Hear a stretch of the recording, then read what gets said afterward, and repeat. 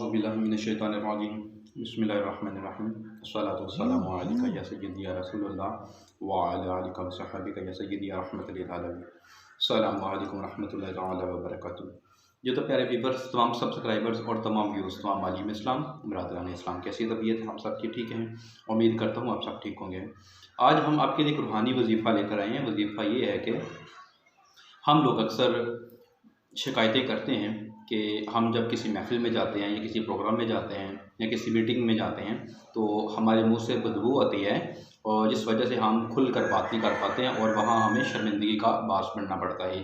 तो इनके लिए मैं एक बहुत नहायत सादा और आसान और बहुत ही मुजरब वजीफ़ा बताने जा रहा हूँ। वजीफ़ा को नोट फरमाएँ। वजीफ़ा ये है, बिस्मिल्लाहिर्रहमानिर्रहीम, अल्लाहुम्मा सल्लि व सल्लिम अलन नबी ताहिर, अल्लाहुम्मा सल्लि व सल्लिम अलन नबी ताहिर। ठीक है, ये वजीफ़ा है, इसको नोट फरमाएं। ये आपने पढ़ना किस तरह है, आपने सांस रोक लिखनी है, अपनी सांस रोक लेनी है और आपने बिस्मिल्लाहिर्रहमानिर्रहीम पढ़ने के बाद एक सांस में 11 बार ये पढ़ना है इंशाअल्लाह। बस पढ़ें और इसके फ़ायदे उठाएं और इसके साथ हमें इजाज़त दें। हमें दुआओं में याद रखना। अल्लाह हाफिज़।